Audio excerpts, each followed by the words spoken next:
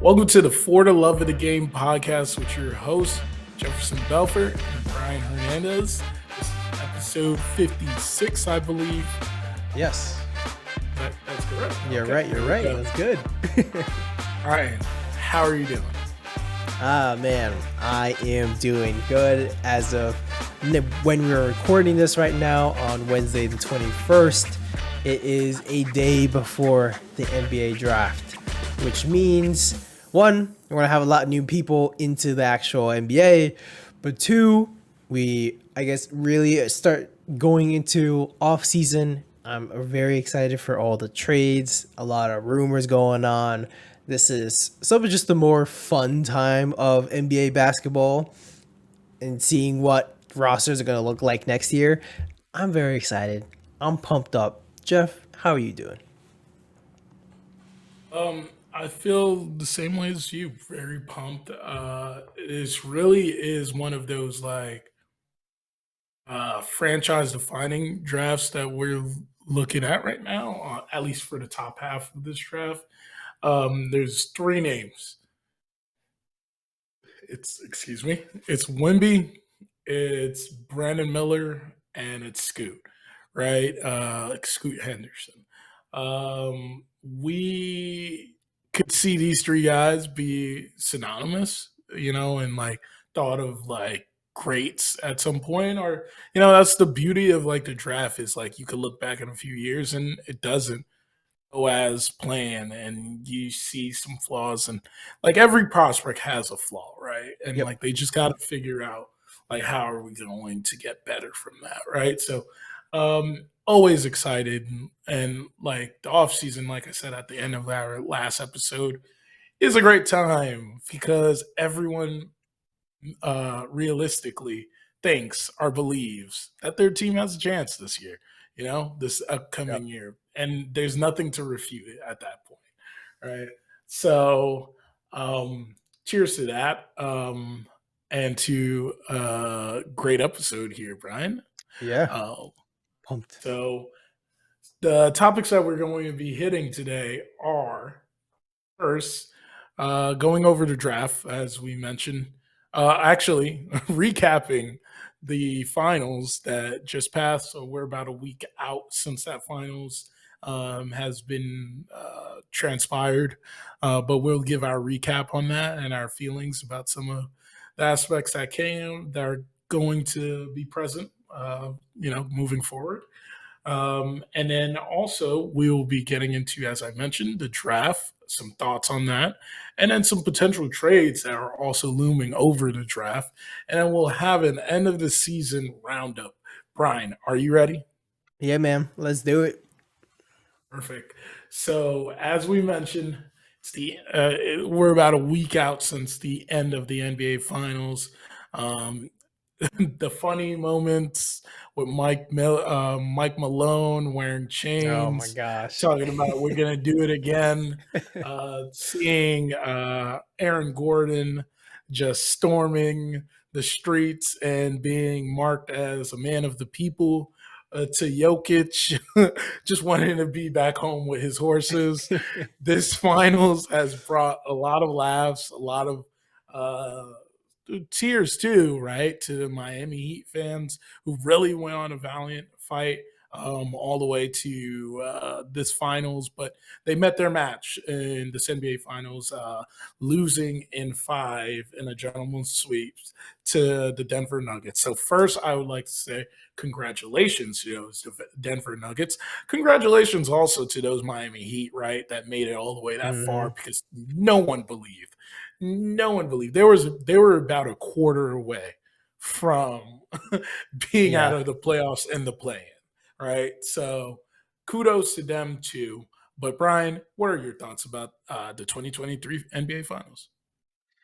Oh man, it is one, I guess not a surprise. I feel like once you got to the actual playoffs, so I think about the NBA in a couple different ways of we got, preseason, whatever, start of the regular season, what are people predictions there? You get NBA trade deadline predictions, and that's when, things are a little bit more settled. And then end of regular season, start of playoffs, what are predictions? beginning of the year, I think we even did a tier list of like, hey, like how do we rank these teams?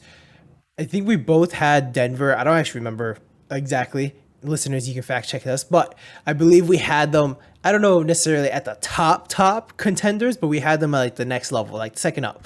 Um, and then even go at least going into the playoffs itself, I thought they were one of the favorites. I kind of felt more like whoever came out of that Phoenix Denver series was going to just win it all. And at least we saw how that went.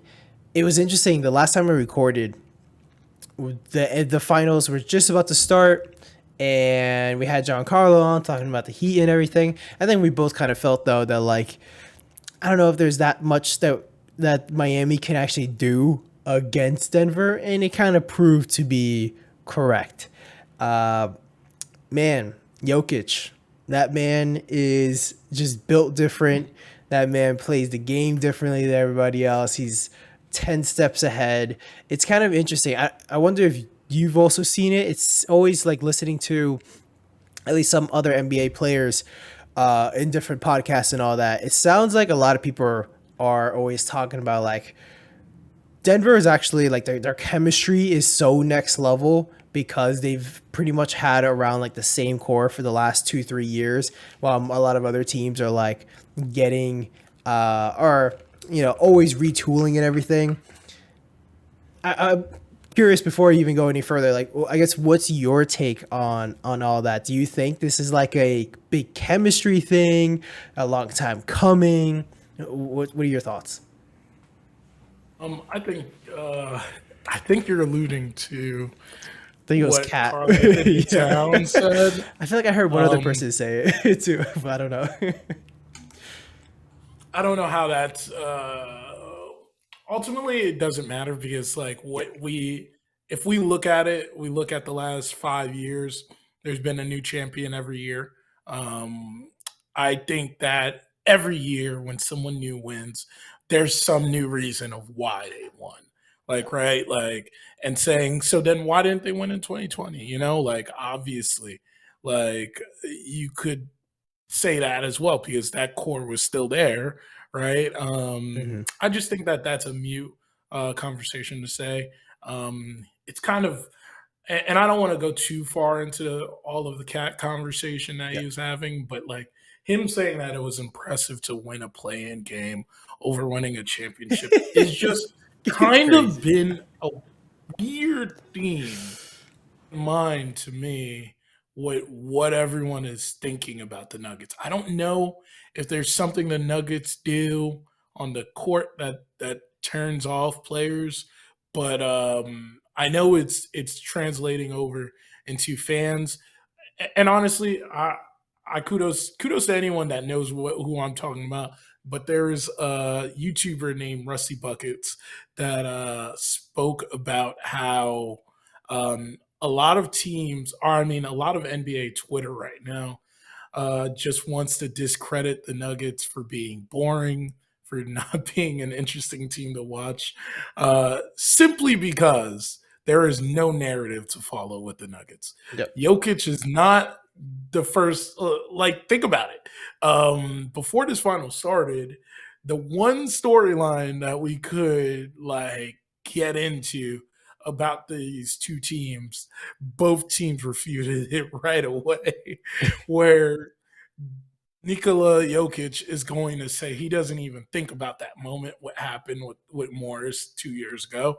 And Jimmy Butler shot it down early too. So there was nothing to go off. This is not a heated rivalry. These are not two contentious superstars that are going to give you bulletin board like headlines every game saying some ridiculous things, right? So there is a subsection of, well, there's a common name for them. I'm not going to say it, but for people that felt, it just didn't have the flair that it needed, and obviously there's a lot of sports that requires that, and the NBA does require a little bit of that, but if we're looking at the game per se, I don't think we missed out on much during the Yep. game, uh, during the games that we got to see. Right? Yes, there was moments where it felt like what the Nuggets were doing was just simply better. That's why they won in a gentleman's sweep. But has that ever? Is this the only series that's ever happened in the finals? No. So I'm not too shocked by seeing something like that. The Heat fought a valiant fight every game, Yeah. even into Game 5. They brought their A game, or they tried to give as much as they could, and it just fell apart in the second half. Right?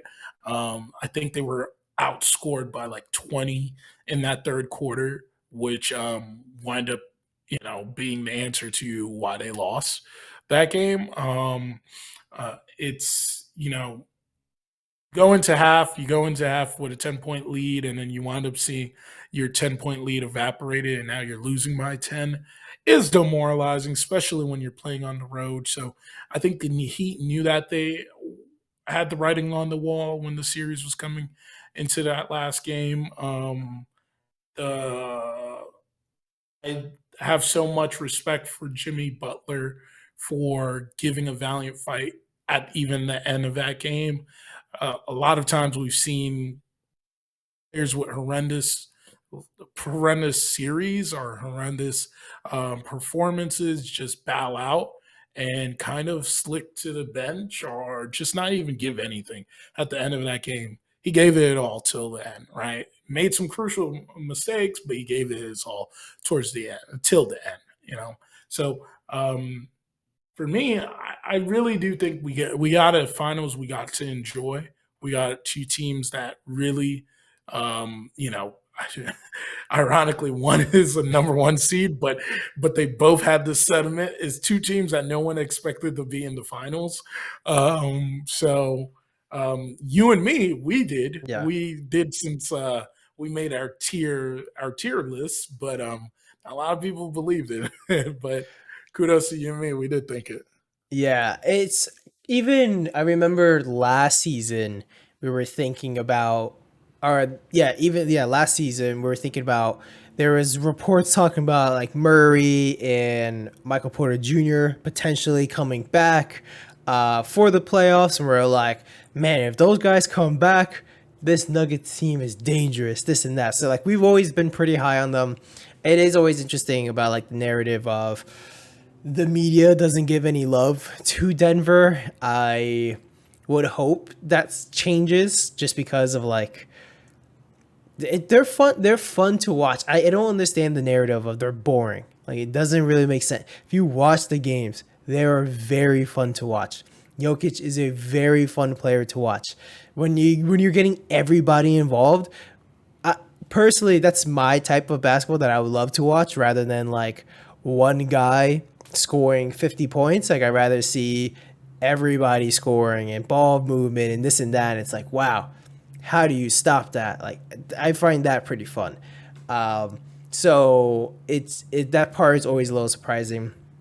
But yeah, not surprising though that actually you wanna touch on that?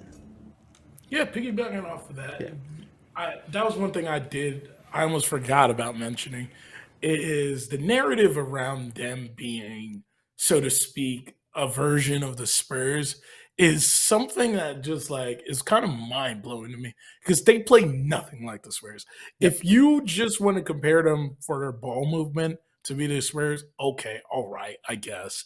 But when has not like to think of that 2013-2014 Spurs team to be the same as like what we saw in the other phases of the Spurs dynasty, because those were very drastically different teams, right? When you look at Yep. it, when you look at 99, 03, 05, 07, right? Like those are drastically different teams. Obviously, Tony Parker wasn't introduced till the '03 finals, right? But all the other aspects, Ginobili too, and then minus David Robinson for a few of them. There was always an aspect of a little bit of change, but they embodied what Tim Duncan was. true fundamental guy. Jokic, yes, a fundamentally sound person, but Jokic's game has nothing to do with just playing through the fundamentals. The guy has the ability to pass the ball on a dime. He passes the ball almost as beautifully as Magic Johnson, a Jason Kidd at 7'1", 7'2". Like that is just ridiculous. And the IQ on this guy is just insane. When you're thinking about a guy that you can send two at him and he's going to find a guy in the corner and his guy's expecting that pass and Mhm. he's going to get that. That's demoralizing. Seeing that on the other side, seeing that as a competitor, right? Like top it don't matter where you take him to. You could take him from the top of the key. You try to box one him and it won't matter to him. Like some of these things are problems for some of the guys that we've claimed to be like greats, right? Like Mhm. that playmaking aspect are like we realistically think about this. Jokic is probably year 7, year 8. Some of the ways he has um aggressively found out how to answer those type of defenses, whatever defense they're able to throw at him, throw him a zone, and he'll figure it out, is something that we haven't seen with a lot of superstars as they translate their game, especially a 7 foot superstar. So Yeah. I personally refute all of the Spurs stuff. Like I do not like that comparison at all. I don't think there is really ever been a team you could compare this to because like they're just dynamic in so many different ways. They have the ability to stretch you for defense with guys like Bruce Brown, who we don't know if he'll be back, but Bruce Brown off the bench, adding that defensive presence. Aaron Gordon as well. He sacrificed some of his athleticism to be a guy that focuses on that side of the game. You have Jamal Murray as the perfect two-man game with Jokic, where he could pick and pop with Jokic. He could also generate some of the offense himself. You have MPJ rounding out more and more into a player that you could rely on giving you 15, 16 in a game that matters. You know what I mean? Mhm. So that's something that I don't think the Spurs ever were. I think that they did have aspects of that, but it just doesn't translate the same way. I think at least the only comparison that I can see to the Spurs is not like you're saying, not the playing aspect. It's more kind of what we're talking about of this just a dominant team that nobody ever talks about. Like during that time, the Spurs also didn't have like a narrative. You would not see them on ESPN. You would not see them anywhere, and they'll be the top seed every single year. But yet we're talking about all right, who's going to make the finals? No one ever brings up the Spurs. So I think that's kind of more the comparison of everyone knows is a really good team. They clearly are a very good team, but yet they're not thought of first because of the whole not having a narrative kind of aspect. That's where I see the only comparison. Like you're saying, completely right about the game aspect, but it's more just they come out of nowhere. Not really, but they come out of nowhere aspect. Perfect. All right. I think I'm done with that. Yeah, yeah. Do you have it? I think you uh put a bow on it perfectly, is what I'm yeah, trying to I say. think actually a last question I'll ask. Actually, no, I don't even. I will. I'm gonna switch up. I was gonna ask one question. I didn't actually like the question anymore. I'm gonna switch it over to something else. Uh, Thoughts about the talk about a dynasty for this Nuggets team? Do you Oh, it's think always too even? early. Yeah. It's Okay. too early to have those conversations. I know Mike Malone is No. a little excited with the thought of what they've done this year. I know he's talked a lot about the Lakers. It's been funny to see that, Yeah. right? But you respect the competition. You understand next year you had to prove it again. Like that you're that good. Um that the only way you prove that is by coming in prepared. So if he's talking like this, I hope I hope that he is imploring his players to come into this offseason knowing that we ain't nothing anymore. Like what we did that last year. It's behind us. We need to figure out how we're going to do it again this year. I do still have them as top contenders to win it next year, right? But we need to remember that championship hangover is a real thing, and especially in a league right now that has not seen repeat champions since the 16-17 and 17-18 Warriors. You better prepare yourself if you want to, because you're the hunted now, right? Like Yep. you're the one with the target on your back. Yeah, I definitely agree. I think the more thought process, and I exactly what you're talking about, the target on your back is when someone makes a trade, they're like, is this enough to beat the Nuggets? And I think that's kind of where it is. Even like, the plus minus whatever Bruce Brown, if he decides to come back or not, it's like, is this enough? Is this a big enough move that we can confidently say like, hey, we have a chance against the Nuggets? That's an interesting conversation. I actually kind of want to talk about that a little bit more when we go to the end of the season roundup and all these rumors. But Jeff, are you ready to go to a quick segment about the NBA draft?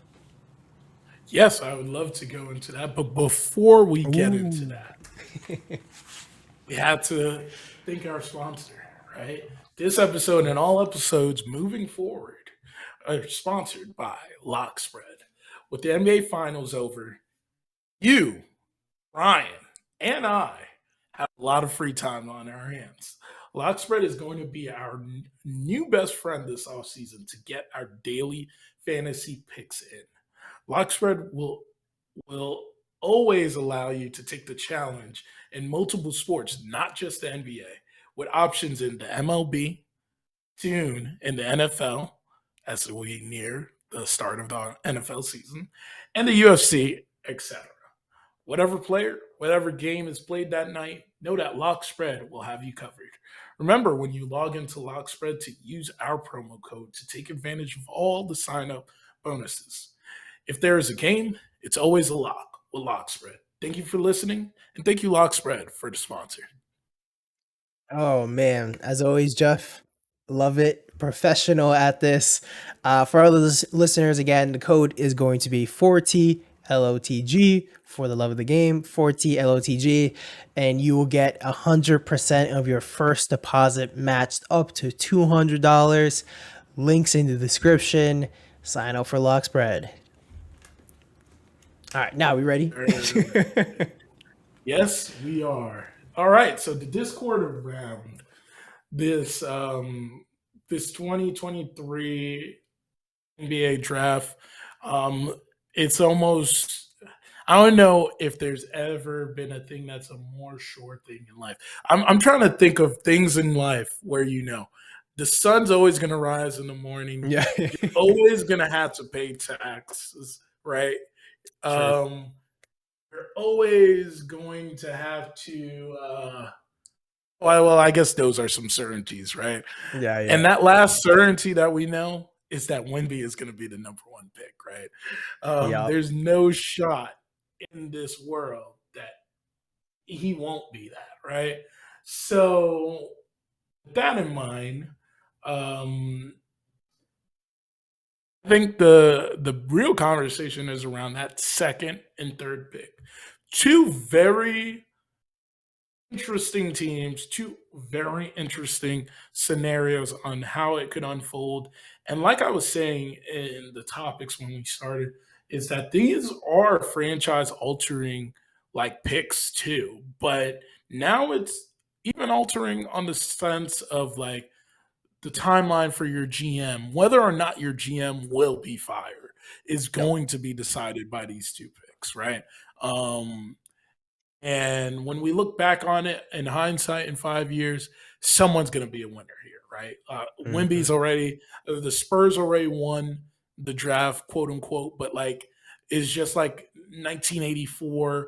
Um, Arguably, the Rockets still won the draft with getting Hakeem in that one spot because you Yep. knew you had to get a guy like that. But it's that number 3 pick getting Michael Jordan for the Bulls over the Blazers choosing Sam. I forgot his last name right now, but I think it's Sam Bowie. Sam Bowie.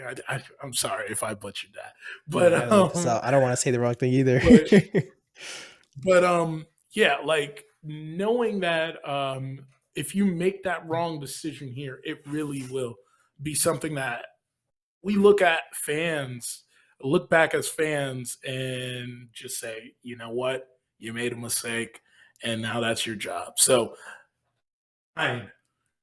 The Hornets being the number 2 pick. Who do you realistically think they should pick? Should it be Scoot, who I think is arguably, if we're excluding Wimby, the better prospect, or should it be the more complete player in Brandon Miller, who has the size, he has the position that every NBA team is always looking to fill for this number 2 pick? Yeah, so good on you. Sam Bowie was the number 2 pick in the Michael Jordan draft. I That's know my history. the historian here. I like it. I like it.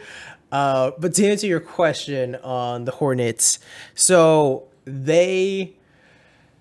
it's a little bit tough. So it's always the conversation here. The only reason why we really have this conversation is because it's the old draft question of, do you go for the best talent or the best fit? And generally, whenever we see somebody go for the best fit over the best talent, it is doesn't really end up going too well.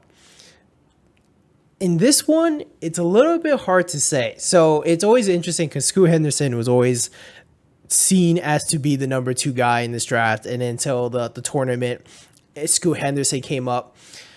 Or not Scoot, Brandon Miller came up. I always question of the competition between, like, Scoot Henderson is actually playing against G League guys, grown men and everything. Brandon Miller is playing against college guys. Very different competition. I, at the moment, like Scoot Henderson better. And do you let LaMelo Ball stop that from actually happening, or stop you from taking Scoot Henderson? I don't know. It's very tough. At the moment, where my mind goes is LaMelo Ball kind of scares me. We've been on here. We've had the conversations multiple times. LaMelo Ball has been one of my favorite players just to watch, because it's also like I said with Jokic. I love the passing. I love all the stuff. The way he plays, it's exciting. It's fun. But with the recent news of Lonzo and everything, and then the constant injuries just to both LaMelo's brothers, is this the guy I really want to build around? And then this is, like you mentioning, a draft altering or franchise altering decision here of which is the better guy to go with. If you want to keep it safe, which I think the Hornets are going to do, it's Brandon Miller. Like, we're not going to do anything big. We're not going to do anything crazy. You got to go for the guy that, you believe LaMelo's your guy. Keep it all there. Sure. If I'm in that seat, I think I go for Scoot. But I think the pick is going to be Brandon Miller. What do you think? I think the Hornets look at this as they've been burned a lot of times going for the guy that is best available, right? Or Yep. thought of as best available at the time. There's never, I really do think it Yeah. too. It's been a track record of them being in the lottery, right? There's no rhyme. Like, that's not a shocking, right? Yeah. But what I realize is when you look back at it, you always think in hindsight, you need to have a little moxie, right? To pick someone that is not always the clear cut. And yes, the Hornets have had times, and I'm even thinking into the Bobcats time where they had the number one pick. So they, there's certain picks Hmm. where, this is the guy that has been designated. He's going to be number one. You have to stay at that pick, right? I'm leaning more towards, and I'm going to fully get into the trade rumors now. I'm Please. leaning more into the Hornets are at a point where they need to have a short thing, right? Yep. I agree. I am a little worried about Lamelo's history, injury history, right, and how that plays a part into what this team could become, right? For me, I think you're pulling every stop. You're pulling every stop to figure out if the Pelicans will give you not Zion, Oh. Brandon Ingram. And I know that they have mentioned that they don't want to offer up Brandon Ingram. There's a compelling package in my mind where I think you can work this second pick into something that you can move to get in BI. I think it's going to require a couple teams. It's going to require some real assets to start, obviously. And call me crazy if you think this is too much, but I think the conversation starts becoming around, and ultimately starts with packaging that second pick, Jay Washington. We don't know what he's going to wind up becoming when he actually is reinstated, but Miles Bridges is also someone I would consider putting in that package as well. Uh, Obviously, I'm not following all of the salary reasons yet, but I'm pretty sure Miles Bridges is going to come back as a player that can produce. He was producing when we last saw him. Um, take away all the issues we know that he transpired in the last uh, 24 months, and just think of the player. I think this ultimately gives Pelicans what they want in the position of getting someone at that one position to go alongside with Zion and build around. I don't believe in the make Zion a point game. I don't think that makes Mm. any sense. Point Zion. I know a lot of people lean into that, but I don't like it. I think bolstering up that wing position with two guys that can ultimately give you them two can give you the production of what Brandon Ingram is. Ultimately, Brandon Ingram is the best player out of all three of them, but you have to give to take, right? Like Hmm. that's going to have to be some of the package, and there's going to have to be possibly some future draft consideration as well to get a trade like that. But for now, on the Hornets side of it, why I think you make this trade is now you have a proven guy that has shown even without that support from uh, a star on a daily basis, he's still gonna cook.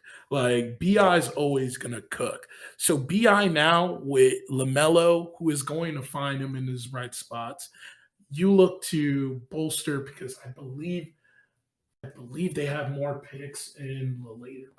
I don't know. I don't think they actually have some picks in the later half of the draft, but I think it just makes them instantly a better team in my mind. That look a little bit more like the team we saw that was clawing for the playoffs a few years back, and gives them a short thing. You know what Bi is. You won't know what Brandon Miller is because you're actually waiting for Brandon Miller to be a player like Bi. Why not get it now? Yeah. Yeah, so they do have a couple they have the 27th pick from Denver, and they have what it looks to be 3 second rounders. So that's something. One thing that you brought up, Miles Bridges in there. I'm pretty sure at the moment Miles Bridges is a free agent. Like they had He's a free to agent. they released him, whatever, and they haven't re-signed him, but there was always talks about like, oh, we're gonna re-sign Miles Bridges. One, I would if I'm the Hornets, I'm 100% doing this trade.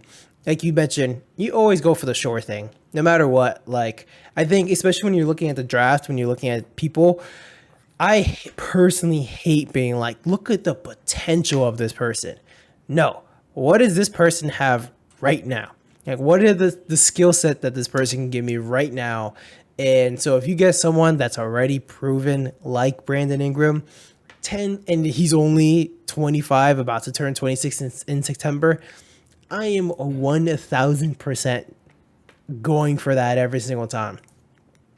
The Pelicans, it'd just be interesting to see if they value those other two guys way more than or value them to pair it off with Zion, with all his stuff going forward. That just be the interesting thing. But I would do it if I'm the Hornets 10 times out of 10.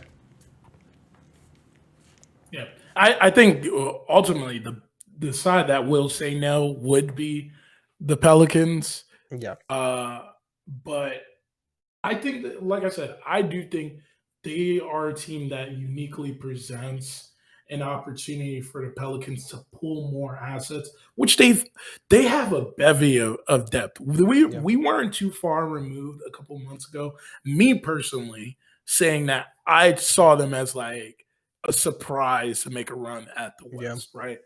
If we're talking about in the sense, Bi is making around 3-4 million a year in contract sense. You can move a guy, like I said, a PJ. It could be a Kyle Kelly Oubre will make that salary.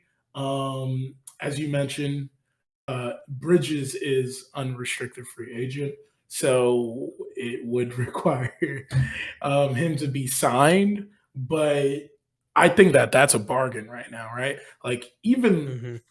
what makes it even better in my mind is you're looking at a guy like Lamelo who has a team option still on that rookie contract where he's still just making 10. If you're able to get in PI here, right? Your salary, they have about close to 40 million in cap space this off season. I know Charlotte hasn't been known to be a free agent acquisition spot for any reason. But what's stopping a guy like Chris Middleton being that veteran that joins this team? What's stopping someone like Drew Holiday being that second guard, right? You could move, I don't know. There's a couple parts that makes it a kind of harder to make this move, but I think conversation starts to me around something around PJ, Kelly Oubre, obviously, some salary stuffers on the side of the Pelicans, some picks consideration. I think just off of his brother's talent, but also I think this will another person that could be considered too is Cody Martin. He's on a favorable contract. He's making around 7 a year. And then ultimately, another name that they could throw out there just for the Pelicans to have more of a bevy of young guys to go alongside with Scoot if they make this trade is they trade over Larry Nance and they bring in Mark Williams from the Hornets and give him a Mm-hmm. try and see how things go. But I think ultimately those are some names on both sides that could make a conversation interesting. Obviously, this is not something that they're considering, but for me, I know that the Yeah. Hornets are interested in BI. I would be trying to figure out how this works because I think that opens up the door to this offseason. You looking at a guy, like I said, like a Middleton, like who ultimately we might just resign Yep. back to the Bucks, right? But if you could bring a Middleton or you could bring in a Drew Holiday to also bolster that veteran side, it would be great to be on a Hornets team like that and make Hornets a little bit more attractive when Michael Jordan makes the sell. Yeah, right. When he finalizes the sale, it's gonna be pretty interesting to when that happens. But um, I think so. I think the only way the Pelicans actually do this, and the only way it really makes sense for them, is if you don't see Brandon Ingram as a number one, number two option. I think that's really the only way. If you're like, I don't think he can be that number one or number two guy. So let me take another swing at, and you have to be very high on these other two guys. I think at the end of the day, we're going to see the simplest solution of it's just going to be the Hornets taking probably Brandon Miller number two, and then it'll be go pass. But it is, and it would be very fun to see if this trade ever did go down. Yeah, I would, like I said, I would love to see it. So with that in mind, if this doesn't happen, I agree with you. Brandon Miller would be the guy that um, I would consider being would be Yep. chosen at number two for the Hornets. On to the number three pick. Well, like we said, it's pretty easy now that we Yep. both think that Scoot will fall into this number three pick. But it really comes down to what is going to happen with the pick. Is it going to stay or is it going to be traded in your mind, Brian? So this actually kind of goes into a little bit of the end of season roundup because there's all this talk about Damian Lillard and all of what the Blazers do with this number three pick really kind of goes off of Damian Lillard because if you decide to trade Dame, then it's like you have to take this pick, you have to take Scoot, he's your next guy. If you keep Dame, there's already reports talking about how Dame wants the Trailblazers to, trade this for somebody more win now and this and that. And then today, I believe it was from Woj. You correct me if I'm wrong, but there was already the Blazers shutting down talks for Damian Lillard. So it seems like, out of all accounts, this pick is going to be on the move. I would be surprised at the end of the day if the Blazers took Scoot Henderson here and Dame is going to be on this team starting training camp. Like, that would be very surprising to me. Now, where does he go? There's always the talks about, Zion. Do you do Zion number three pick or Zion for the number three pick? If I'm personally the Blazers, I wouldn't want to do that, but I don't know. There is also trade rumors about Blazers trying to put a package for Bam Adebayo and all this. So this is where it's just like, it seems like it's going to be traded, but for what? What kind of win now guy can they get at the moment? Jeff, do you have any thoughts on this? A lot, a myriad of thoughts, right? Like going in different directions. I want to think first on the aspect of like you mentioned, Woj and Shams are both sending out feelers about there is no talks happening around Dame. We've seen this in the past though, Yep. right? Where there's no conversations happening at the time for this player, and Yeah. less than a few days later, or within that same day, that individual is traded. Like Yep. I will give you an example for of that is um, the trade with right after the trade with Rudy Gobert went down, the Utah Jazz said that Yep. they shut down any team that was calling about Donovan Mitchell. But guess what? Donovan Mitchell is a Cleveland Cavalier right now. Yep. So if the conversations need to be brought back, they can be brought back. Um, I think the team that is the front runner by default is not because they, in my mind, are um, the gives the best package. It's just by I think this is the most attractive team for him to wind up being on is the Miami Heat, right? With that in mind, I do think, and the other team is the obvious team is the Nets, right? I do think that there's a more compelling package with the Nets when they take a look at the picks, right? And that's the biggest issue. Where if you are the Nets, are you going to go down the same carousel, right? You know what this looks like before. You've went down this. You're essentially doing the same thing for someone older Yep. and um has the same deficiencies of the guy that you just let go last year, right? But let's just fancy it, right? And talk about what a package like that would look like, right? So I've seen some stuff around, talks around. Nets have to give one of those picks, right? That they got from the Suns. So in Yep. my mind, I think the Nets wind up giving the 29 first round pick. They give the 27 of from Philly. They give their own 27, which is a pick swap. Um, and then they give like the two 23rds that they have Spencer Dinwiddie, Joe Harris, Cam Thomas. But is that enough of an attractive like trade for them to say yes? I don't think so. In my mind, it's not. The Blazers have just shown to be a team that cares more and more about like they say they don't want to rebuild, they just want to retool. So like these picks wouldn't be anytime soon. Like so they aren't really winning anything at the present moment. They're not getting someone in. Well, they are getting Scoot, Yep. presumably if they trade Dame, right? But in my mind, it just doesn't work. What do you think about that package first, Brian? Yeah, it just doesn't seem like it's enough for Dame. And it really just depends on like what's the next best offer.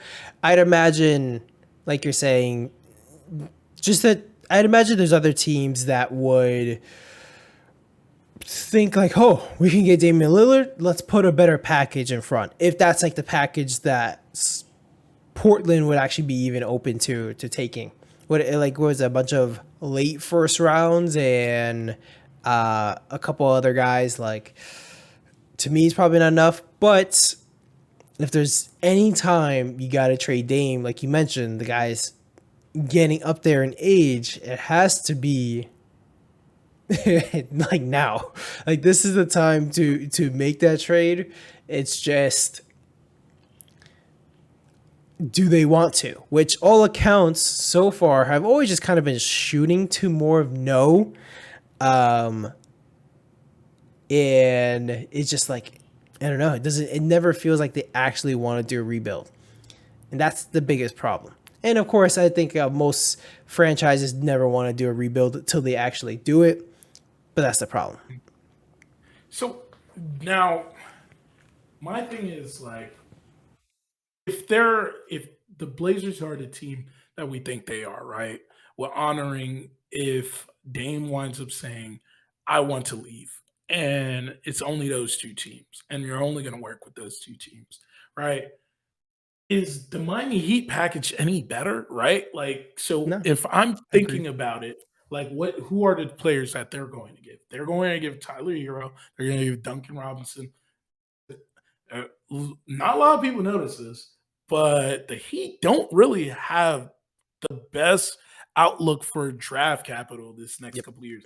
They have a number one pick and they have a first round pick in 23 and 24, 26, 27, 28, 29. That's it. They don't really, and then they have one second rounder that could either be them, OKC, Dallas, or Philly.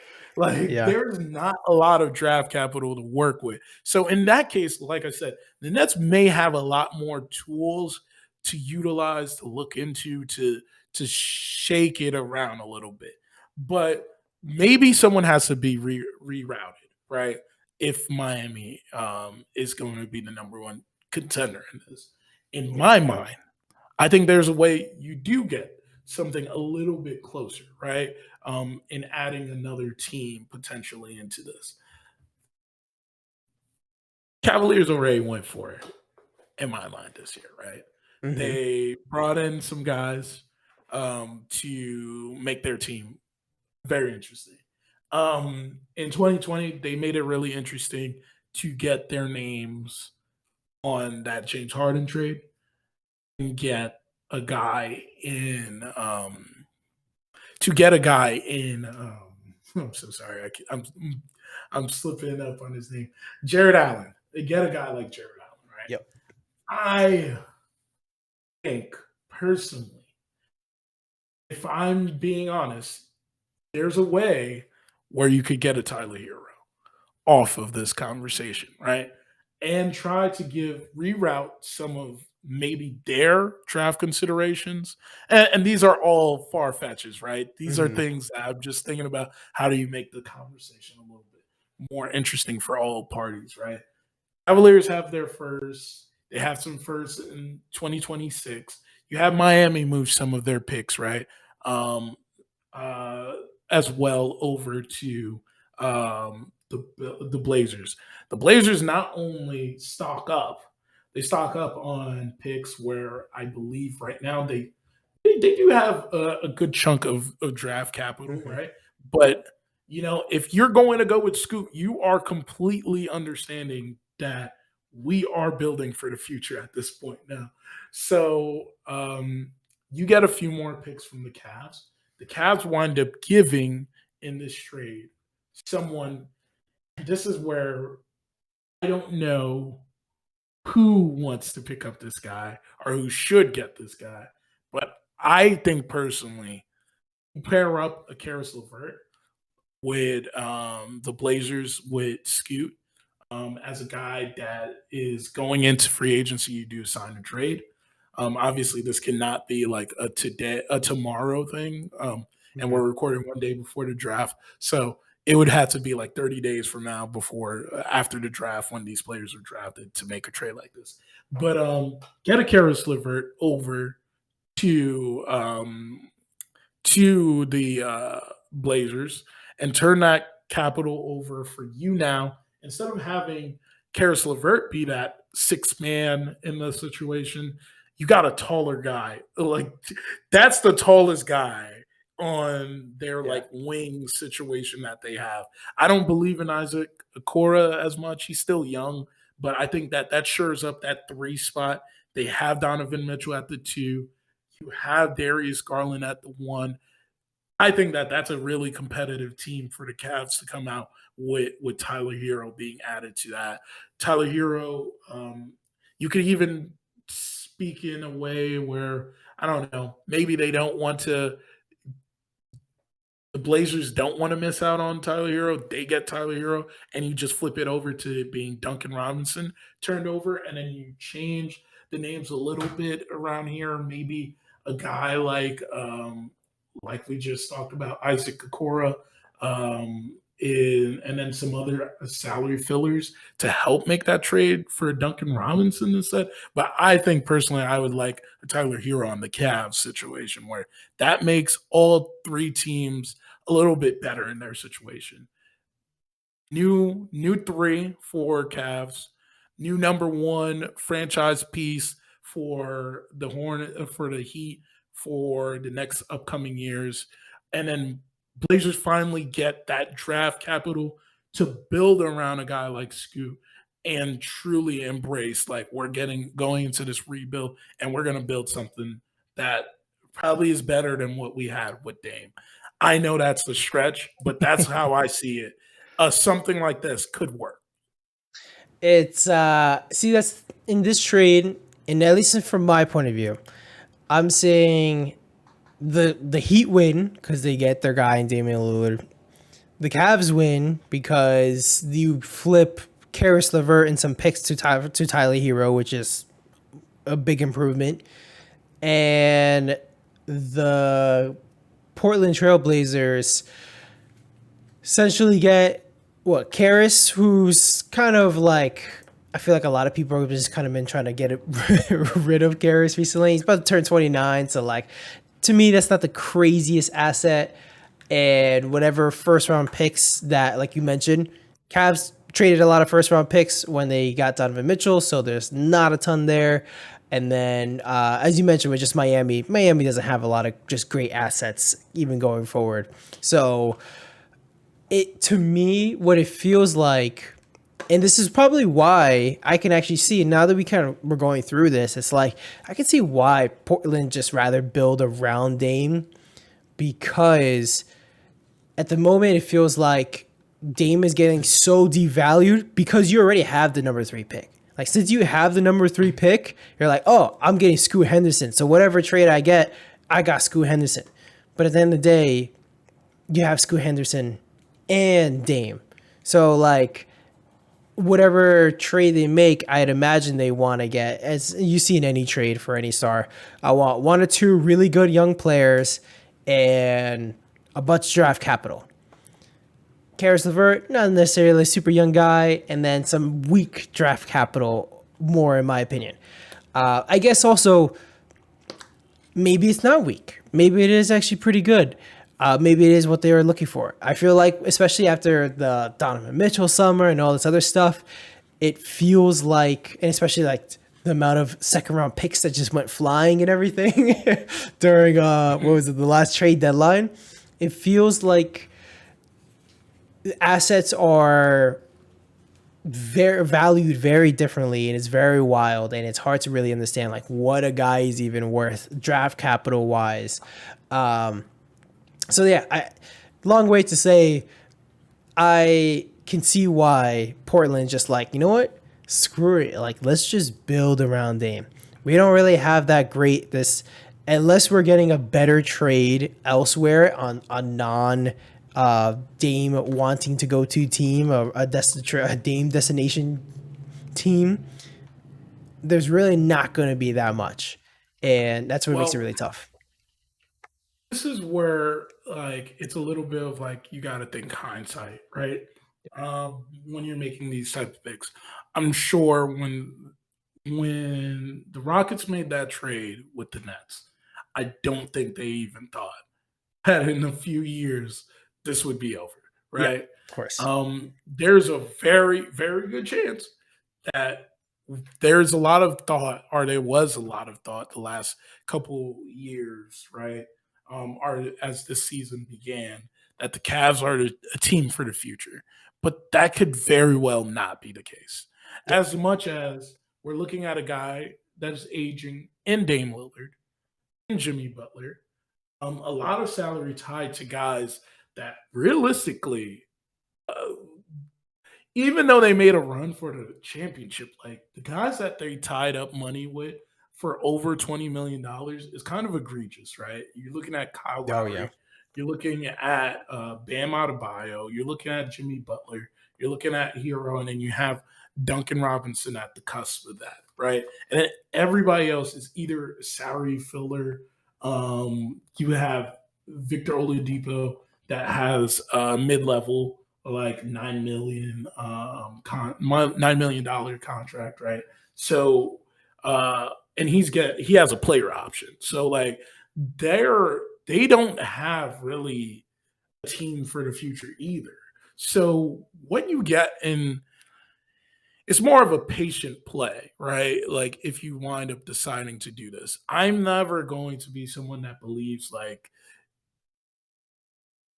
it's more of an anomaly what happened with Danny Ainge and with the Nets in 2013 than people think, right? yeah, Like you get picks does not translate into you ultimately get the best players or you land in the right position all the time. for sure. But you do take this gamble because you now have the opportunity to move those picks in that same sense, right?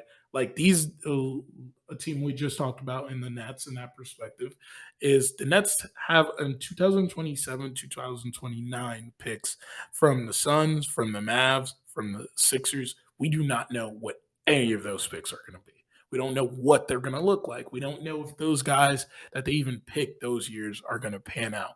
So the best value you have in those picks is its theoretical value, right? Yep. So you need to capitalize off of that, right? And in this case, I think that they capitalize in the sense of getting these picks, acquiring this capital, so that as you take your time with Scoot in year one, year two, you will know what you have in this prospect, as we said, franchise altering type of prospect, right?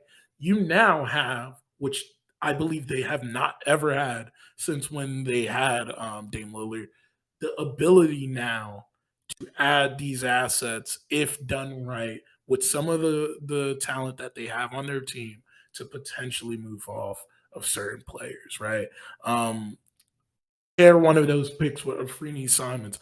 I don't know what that brings you back, but it probably brings you back a competent three to play alongside those guys, right? There's a lot of future talk, but it's embracing that you're leaning into the future, right? I think a rip bandage situation is always better when you make the decision to go one way or the other. You're either buying into winning a championship or you're either going to suck. And a lot of the times, I think a lot of teams get stuck in the middle because they have that indecisiveness. And rightfully so, because we just don't know how players could pan out. Julius Yeah. Randle, when he was on the Pelicans, is not who we see now on the Knicks, is not who he was when he was on the Lakers, but this guy was drafted in 2013, 2012, right? Like Hmm. that's less than 10 years, and his game has changed so much from what it was when we first saw him. Yep. If you saw him in that first year after he got injured and he came back playing with the Lakers, I think every Lakers fan would rightfully so say that this guy needs to go. Few years later, when you see him on the Pelicans, you're probably saying he should be back here. And then you see him on the Knicks last year, you think he should go. And then this year, you see him Yep. again, you think he should stay. So we just don't know with these players. So, um, again, goes back to what we were talking about. We drive off of what we know, and I know in this case with draft picks, you don't know, but the theoretical power of it is what makes it better when you're Yeah. selling it to another team. Yeah, that's why at the end of the day of right now, it's the same kind of situation of like you buy a car, you leave the lot. And tomorrow, all these draft picks, they're valued extremely high. As soon as you lock it in, you got that player, value drops immensely because it's no longer a lottery box or yeah, just a lottery ticket. It's just straight up. That's what the player is. So it's interesting to see it there. I would also just imagine of like being in Portland. Do you care about a rebuild or do you care just about getting butts in seats? Do you care just about putting a competent team? And you have where you have a guy, you have a number one there, Damian Lillard, and you have some pretty solid talent in Simons and all these other guys. And I don't know if they have Jeremy Grant on salary still and all that. So and then now you're about to get yeah, and then you're about to have you have the number 3 pick here, who if you flipped for an already established guy, now you have a pretty good core of 3 guys and then a bunch of junk. Saying it harshly, but it's I can see why the leadership is like, you know what? Let's just put butts in seats. Let's try to make a profit and see where it goes from there. Because, hey, the option to rebuild is going to be there in 5 years regardless. So might as well do something here if the value isn't crazy that you're getting for Damian Lillard. Well, I think I agree with you in that sense that when we look at it in a sense of ownership, Yep. right? Since Paul Allen's passing a few years back, his sister, I believe, took ownership of the team. So I don't know how avid of a fan she is. But what I do know is she is a business mind and she's business savvy. So is she leaning on that, right? Like Yeah. we see a lot of the times where like ownerships where they are eager about making these type of changes and weighing whether or not we're just looking for seats or we're looking to build something here is on the excitement coming from that owner. Yep. From what we've seen, from what we know, and there's been This happens a lot when a team is considered to be traded. Um, I wish there was a little bit more news that Phil Knight wanted to get his running back on this team, and there was Mhm. actually something plausible there. Because then I think that would be a time where you now have consultants from Phil Knight telling him we need to make a splash because we're looking to put a team that's competitive out there, right? I just don't think that that's what their mindset is. So I agree with you, but I believe, for me personally, Dame Lillard says he cares about winning a championship. And don't I don't want to speak for another person, but from what I've seen, only go off seen, and what I've seen is that he does not. It does not matter to him. Like it Mhm. truly does not matter. Yes, he can contend for it. Yes, he could be on. He just wants to be a better product of game there. Yep. So if we're thinking of it in that sense, yes, we could move this around and change this trade into potentially, like you said, a BAM trade. But I don't think Yeah. Miami is thinking of it that way to be going that way because Miami now believes they were 3 games out of winning a championship, which take a book out of the 99 Knicks and realize that sometimes, I'm not saying it's a fluke, but don't let that be the reason why you come back with the same team next year. Mhm.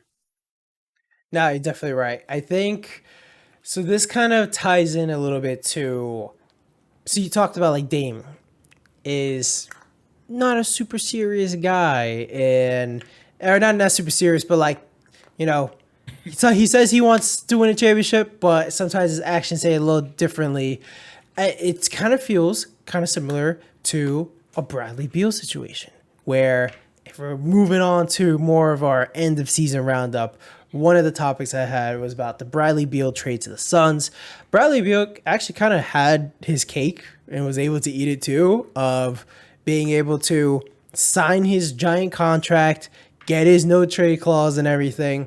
And now he is sitting on the Phoenix Suns and with Kevin Durant and Devin Booker by his side. And maybe Damian Lillard is kind of hoping for that situation where, like you mentioned, hey, maybe I get traded to the Miami Heat. And now I'm sitting with Bam and I'm sitting with Jimmy. And we were just at the finals last year and I could do it again. Maybe that's what he's hoping for. But as we're talking about Bradley Beal, Jeff, what are your thoughts on this trade from Bradley Beal to the Suns? Ultimately, I spoke with someone the other day about this. My initial thoughts was doesn't really hurt. Like that's not a trade that makes you like. I remember seeing Kevin Durant go to the Warriors, and I felt demoralized. Right? I Yep. remember seeing, sitting, watching LeBron say the words. He's taking his talents to South Beach, demoralized. I remember sitting, watching Anthony Davis be traded to the Lakers at the beginning, feel demoralized, right? I saw this trade headline and it didn't do much to me because that's good luck constructing a competent enough team if you're not going to move Aiton. Aiton Mhm. is now your he is what's holding you back. And ultimately, it's funny in mind to me is that Frank Vogel literally left the Lakers to go to the new version of the Lakers situation, right? You're going to have a guy that is the roadblock from your team's construction, but not only that, you're now presented with a new obstacle in the CBA that presents the new second tax apron. I'm thinking anyone that's listening right now is you're hearing this ad nauseum at this point right now is hearing about this rule, but it's going to make it so hard for the Suns to construct a team. They can't get Yep. guys early in the draft. They can't trade more than 3 picks in the draft in a trade. They can't pick up a mid-level guy. They're literally exclusively supposed to be making all their decisions off mid-level guys. Yep. In 2K, yeah, that'll work. But in real life, when we're thinking about the chemistry that is needed for a team, when we look back at the series that they just lost, did they listen to Brian when he said, does this make us a better team? Does this make us better than the Nuggets? No, it does not make them better than the Nuggets in my mind. It makes them have a little bit more firepower on the star side of things than the Nuggets.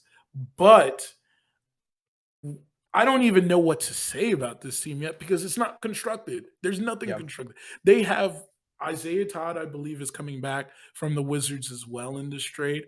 They have Isaiah Todd, Cameron Payne, Devin Booker, uh, Bradley Beal. I don't know why I'm going. I went blank on the guy that we're talking about. Bradley Beal, Kevin Durant, and then Ayton. That's it. Like Yep. that's all we know to go off of. Good luck constructing a team. I think it's an incomplete for me right now. I need to see Yep. the team, see what they throw out there. Let's see who Katie is able to recruit over the off season to come to this team. And then I can give an honest opinion about this team. But I don't think there's anything you could construct with mid-level players that will be able to win them a championship with this guy. The NBA is just making it extremely hard for you to be Yeah. able to do that. I guess so one thing you can think about with this is more of CBA comes into play 2 years from now. I think they're kind of hoping that like, hey, this is our all in to win in the next 2 years. And Kevin Durant probably doesn't have much time after this and this and that. Like, let's try to win right now.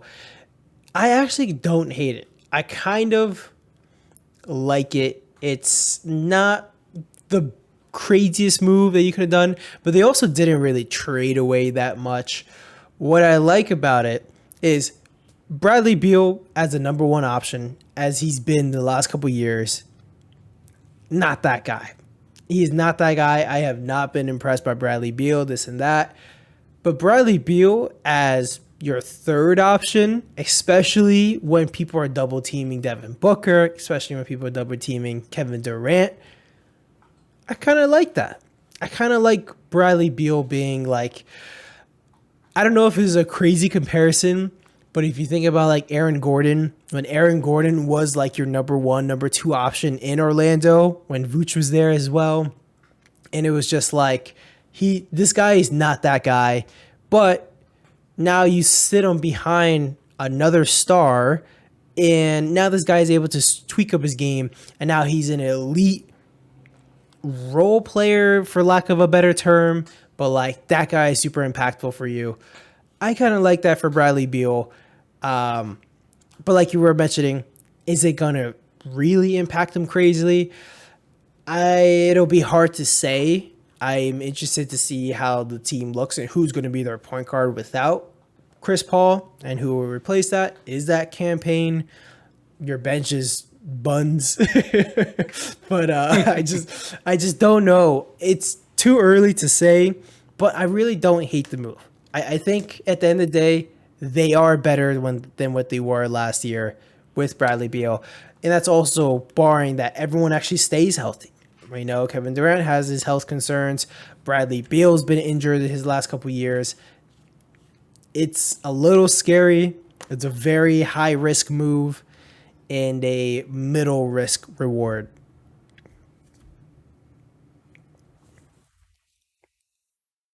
I don't know if I lost you. Oh, there you go. Sorry. We good? Yeah. All right. Yeah. Perfect. No, I see where. So I was doing a little digging. All So right. I am keeping in mind what you said is that this will take effect in about 2 years, right? But there's a lot of conflicting Oh. there's a lot of conflicting information here, right? Like I saw some information from Woj that says that this is kind of the reason why the trade was pushed into this Mm. current NBA year over next current NBA year Okay, okay. because of some of the stipulations that go around. I don't know if that's 100% around the apron. I don't know if that's 100% around. I think actually there was some talk about like Chris Paul's salary impacts that, and doing it in the next year, it affects how much guaranteed money he has and money that they can move in the trade, Mhm. right? But let's go off of what you're saying with the 2 years. That gives you, I don't know. Kevin Durant just seems like our teams that are any team, honestly, that's put on kind of like a timetable to get something done has never boded well in Yep. my mind. Like I just don't think that that's a great way to construct a team, right? Because then when we do have this tighten up where in like what we mentioned, if it wind up being 2 years, that means is that 2 years from 2023 to, or is that 2 years from the next NBA season, which would be 2026, right? So there's a lot like that's just Yep. up in the air in my mind as I'm hearing this, but it still gives you a timeline. And we're talking about a guy that hasn't consistently stayed healthy. We're talking about a guy that um is an excellent player, but how does he translate into a role player? Not role player, but a third option. How does his game change in that sense? And does Devin Booker eventually, or should be at this point, ascending to that one option? And how does Yep. he look as being a one option? Those are things that need to be ironed out. And now we're asking a guy that I do think is capable or competent enough as a coach and Frank Vogel to kind of construct this team, see what goes on and how's it go. But I just don't feel confident that he may be the one that gets it out of them, you know? Yep. Uh, it just seems like it's heading more into there's more. I'm very pessimistic about it, and I'm leaning more towards train wreck Mhm. than it becomes something that goes into to being a successful run. I 100% agree. I'm looking at this on paper and I'm like, I love it. This makes so much sense. This is actually really good. Your team is stronger, but there's something in me, and maybe we can look back in a year or two where I'm like completely wrong, but there's something in me and my gut saying that this is not going to work out the way that they hope right now. And we'll see what actually ends up happening. But like we're saying, injuries come in very, or injuries are extremely important just to any organization in any situation. But history hasn't looked too nicely especially with Kevin Durant in these scenarios. So he's only getting older. Be interesting to see what happens. Let's do rapid fire for the rest of the list. So, one, we touched on it a little bit, but John Morant officially got his suspension. At some point, it was talked a little bit about 40 games. It ended up being 25 games he suspended next season for all his mishaps and whatever happening during the offseason. Jeff, quick thoughts. I know we touched on it a little bit, but quick thoughts on the official suspension. I think people aren't weighing or realizing this is very serious. Still a serious suspension, right? In the sense of like that's the minimum he is going to get. That's not the definitive number. If John Morant, kind of like with the Kyrie Irving situation, where they said it was a 5 game suspension, he wound up serving 8, right? Yeah. because he needed to fulfill a certain task level. I Yeah. don't think the NBA is going to ask for a task level, but this is truly why I don't know if any of the listeners or you, Brian, looked into this, but the NBA PA is saying that this is an egregious and Yeah. excessive suspension because it's not set with a definitive answer to how this will be settled, right? Hmm. So they can say 25, but they ultimately can give him 35. They can ultimately give him 40 because they say he didn't meet the standard of what they designate as the standard for him to be back. So Yeah. a lot of people are joking about it, saying that he's going off. He's going off easy on this one. I don't think so. I think he needs to truly, truly understand that right now. I need to prove to the league that I'm not as much of an issue that I am, and he's brought some unwanted distractions, and that's this is the only way the NBA can answer it at this time. Yeah. I At least I would, especially when it comes to those stipulations of whatever the requirements they want him to do to finish the suspension and all that. I would imagine, at least I would put more money on John Morant actually fulfilling those rather than Kyrie Irving because he's more of a loose cannon, as we've seen. You never know what to expect of Kyrie. Ja's getting kind of close there with all his antics, but I feel like he's gonna play nice, and maybe this happens again in a year or two. Who knows? But I feel like he's gonna tighten it up so it looks presentable for I, the NBA.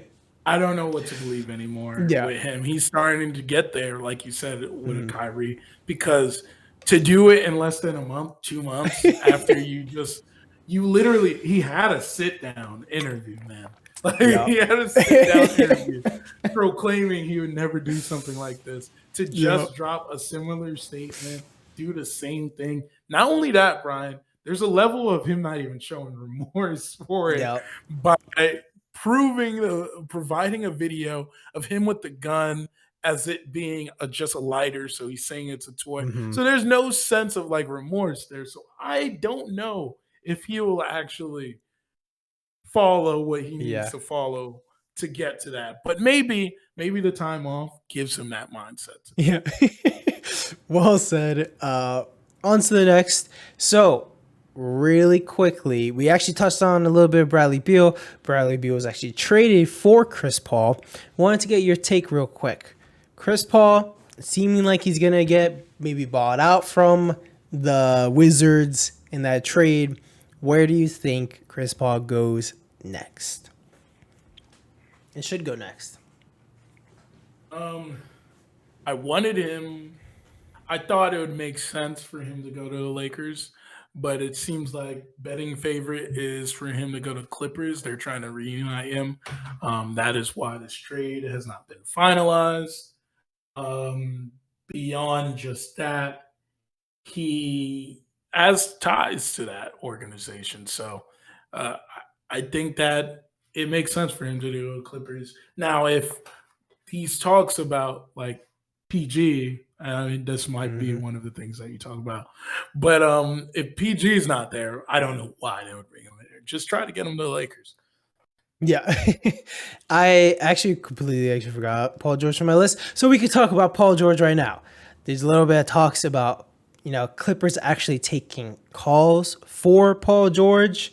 Jeff, do you think this is real? And where is your dream destination for Paul George? Well, the Clippers kind of have the same timeline as the Nets. The Nets just ripped off the Band-Aid a little bit earlier than them. But Lawrence Frank made a statement that kind of sounded like the Nets last year when they lost against the Celtics. And it makes me think that this is going to be a tumultuous offseason in that sense, right? He was like, the way that we used to work with um, giving all of this time off for load Mm-hmm. management is a thing of the past. And when you have a guy in Kawhi that arguably left the best situation in basketball because of something like this, I think we're not. I think we're up for a very interesting offseason for the Clippers. I thought it kind of is funny the conversations around the guy that actually produced more for the Clippers rather than trade the Yeah. guy that hasn't. Kawhi should be the one that goes, but I understand they see him as a 1A rather than Paul George as a 1B. So it makes sense, but Paul George brought him further than Kawhi has ever went to the Western Conference Yeah. Finals. Hmm. So, trade destination. Where do you think Paul George should go? Or who should be looking to trade for Paul George? And I think that ship has sailed, man. Like I don't know any team that I think realistically it makes sense for at this point, right? Like there's a lot of Hmm. the Blazers talk, right? If you fail on, I guess this is an interesting one. If you fail on getting Dame Lillard, do you go and get Paul George if you're the Miami Heat? Mm. I think on the recent podcast, Paul George was talking a lot about Miami. Paul George and Julius Randle were talking about Miami as being one of the more favorable markets to go to. So that'd be interesting. I Mhm. wonder if there's anything you can do about salary matching and everything. But maybe we've been hearing more recently about how Portland's trying to trade this number 3 pick, Scoot Henderson, that we just had this whole conversation about. The Zion conversation seems to be has ended for Portland, but what if you can somehow trade that for Paul George and you pair up Dame and Paul George? I don't know. Be a little interesting. Be a little interesting. It would be. Next. Paul So, George, oh, just so you know, yeah, Paul George is making yeah, the same amount of money as Dame Lillard right now at yeah. 45 mil. So they Miami does have theoretically you get better.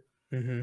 Uh, I like to look at PERs when you're looking at trades, right? But if you take those two guys' value, uh, Paul George's value isn't higher than them, but if you take that with Dame, it is. So Mm, just keeping that in mind. okay, okay. I like it. I like it. Next, rapid fire. Porzingis today. Now we don't have the official trade details, so maybe we don't go too hard into this. But it looks like Porzingis is going to be traded to the Celtics. So the Wizards doing a complete blow up of everything. Jeff, what are your thoughts of the Celtics upgrading and getting Porzingis? Uh,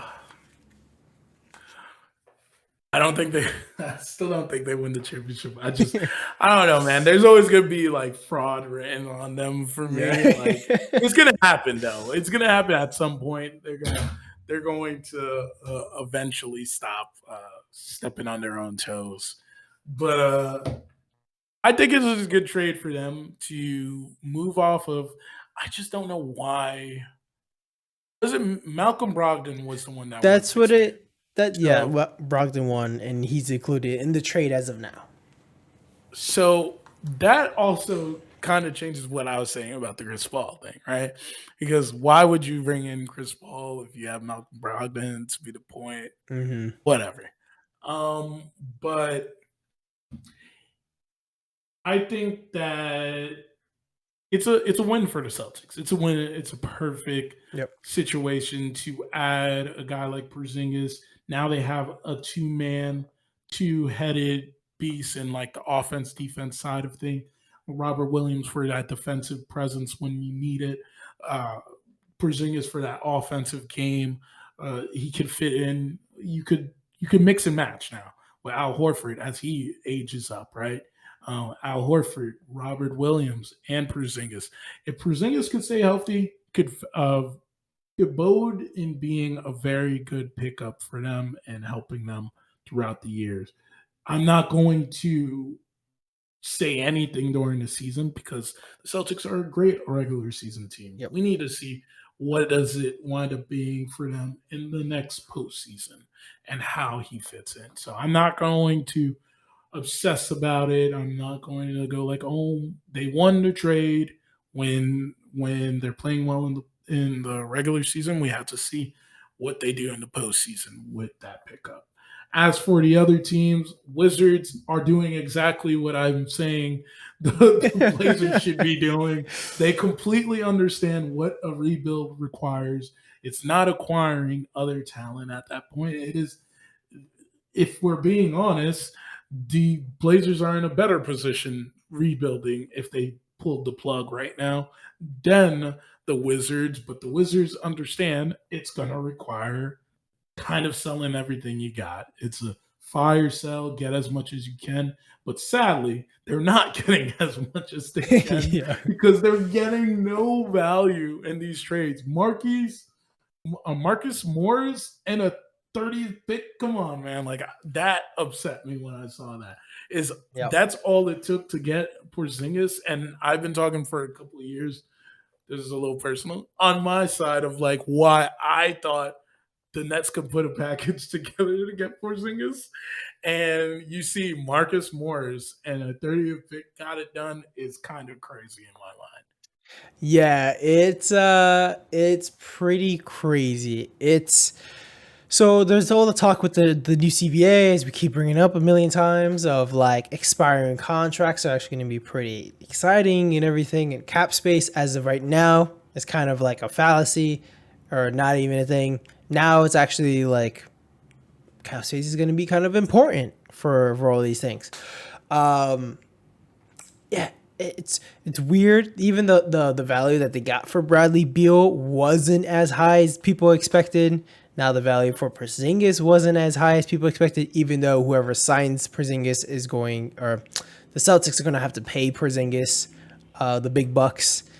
It's interesting. I kind of like the fit. I feel so when Porzingis went to Dallas, it seemed like Porzingis was very immature and this and that, and he was all about I'm only happy when I'm scoring my 20 points and this and that and getting my double doubles. It doesn't matter if they win or lose. He was only considered, or he only cared about himself. Seems like he actually matured over his time in the Wizards. I'd be interested to see how this actually plays in the Celtics. But very well said. Rapid fire. Jeff, you sent this in our group chat earlier, but I want to get your take on it. The Lakers are getting targeted, or the talk about the Lakers targeting Buddy Hield and Miles Turner is coming up again. And I got to get your quick thoughts. This team, they can't cease to be a hilarious team. Like it's been a very unserious 5 6 years with the Lakers, right? Yes, they've had a finals win.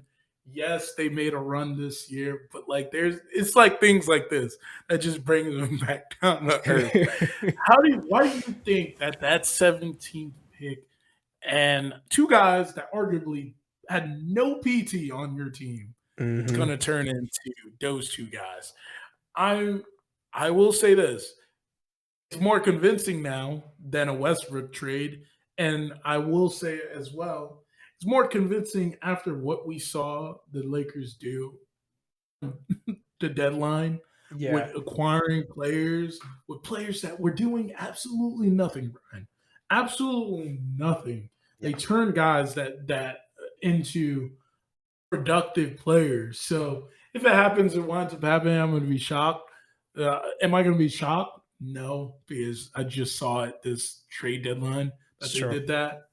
But it's just funny that we're going down this like I wonder like does the Pacers GM like see his phone get blown up and sees Rob Blanca's name and goes like this guy again, Yeah, like and sees him ask about the same guys every year, you know? yeah.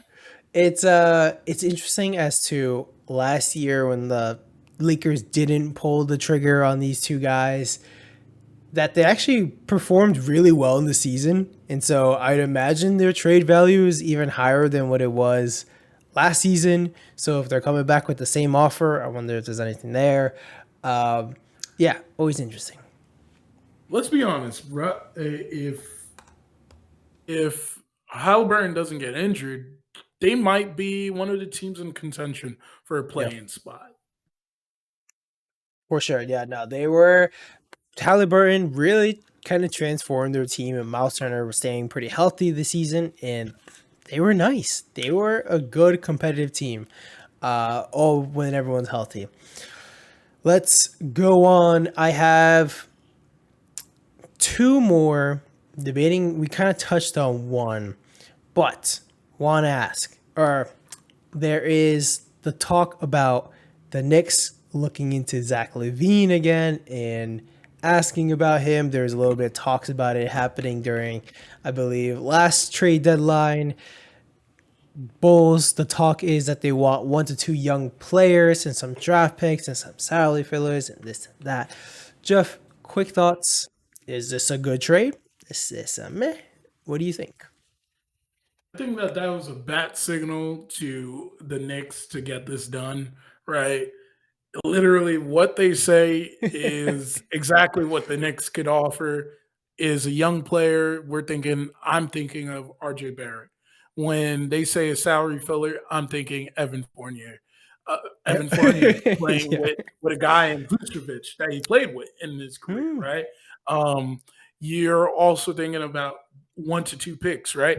One of the many picks that they have right now in their arsenal can get the shot done.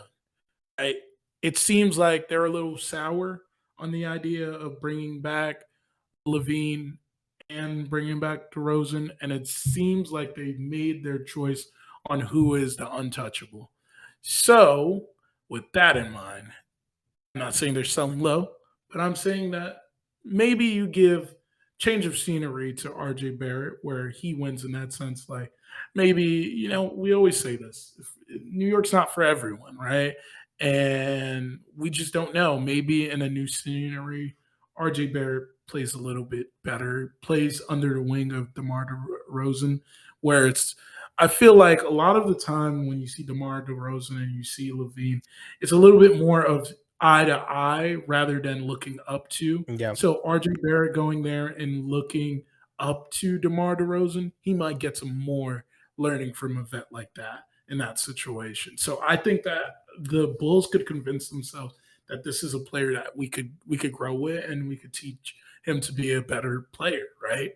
Um, so yeah, I think Knicks have a really good chance at getting this done, and I think that just bolsters what their big three is. I personally will go on to say, and it might be your last roundup stuff, but then I would aggressively go into trying to go after Cat Ooh. and solidifying a new core in New York with Cat, Brunson, Levine. I think that that's a very formidable team.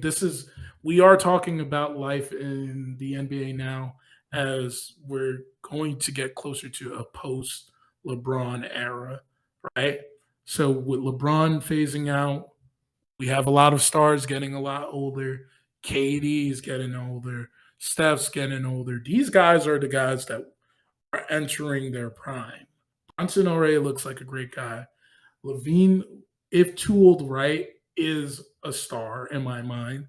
And then Cat, if he just changed a couple of things of his delusion, could be a really great player for the Knicks. And that could be a solid big three right there. Yeah, I wouldn't mind that. I can talk myself into it. I think it's better than what they have right now. Zach Levine is pretty interesting in a player. I like your actual thought process of RJ Barrett and kind of getting some mentorship from DeMar DeRozan. I feel like he'd kind of really flourish in that. And if RJ Barrett can get just somewhat of a mid range game like DeMar or anything like that, he can be actually a very good player. So How bad? Canadian connection, bro. The The Canadian, Canadian yeah, connection. exactly. The Canadian He was a connection. Raptor, man. Yeah, I think that'd be kind of cool. I think that'd be kind of cool. Um, in terms of so the only I do not have Cat on my list because I think there was already the reports that like this could even have been something about Timberwolves talked about how they're going to bring those three guys back. And they're like, we're not making any changes. We're not trading Cat. We're running it back with with these three guys. And Cat, Gobert, and Anthony Edwards. So do not. I just don't know what's gonna happen there. I guess Kyle Anderson not coming back. Yeah, I guess so. Last thing, I want to just get a quick yes or no. There's all the drama going around Zion right now, and it's been a complete mess right now. DMs getting leaked left and right, and all this stuff happened. The receipts are everywhere. Jeff, should the Pelicans trade Zion? Yes. Bill Simmons said it. He's gone this Thursday. I want to believe that he's gone this Thursday. I think he just needs a change of scenery, and I'm not even talking about. I'm not talking about the situation. I just think he needs something that gives him like perspective. Like, oh man, like it could be gone like that, man. Like a couple years ago, you were thought of as the number one prospect since LeBron. Now you're looking 4 years down the road. There's another guy that is an anomaly now, and we don't know what Victor's career is going to wind up being. But I think no one, well, some of us foresaw some of the things that Zion's going through, and said it could be an issue if he didn't think about it, and clearly we're seeing that now. We're seeing that play out. So, and it should be a wake up call for him, and I think a trade is that right wake up call that I think he needs at this point. It reminds me of a Randall once again, like in that same mindset. I like it. I think that's well said. It'd be as I said before to all the listeners. We recording this on the night before the actual NBA draft on this Thursday. It'd be interesting. Or let's just say we can wrap it up on this. I hope this NBA draft, this 2023 class, does not end up being like that Zion Williamson draft class where Zion's always injured and apparently overweight and all these problems. John Moran suspended right now, and you got like the meme of RJ Barrett's just mid. So hopefully this doesn't happen with Wemby and Scoot and Brandon Miller. So let's all pray for that. Man, that 30 for 30 is gonna be crazy. Oh man, Jeff, any last words before we wrap it up? Like Brian said, just so y'all know, because I hope one of the things that we said happened. Look at the time. I don't know if y'all see it actually. But that says June 21. This is Wednesday, June 21. Yep. We hope that something that we said here goes off, and you guys believe. Oh, they're lying. They recorded this on Thursday. Yeah. I like that. You got the proof in here. You got the proof. Oh man. Well, Jeff, as always, it's been fun. To all the listeners, remember all the links for Lockspread are in the description. Give us a like, subscribe, all that good stuff. Let us know what you think in the comments. Hit us up in our socials. You know what to do. But yeah, this has been another great one, and this has been episode 56. Yeah.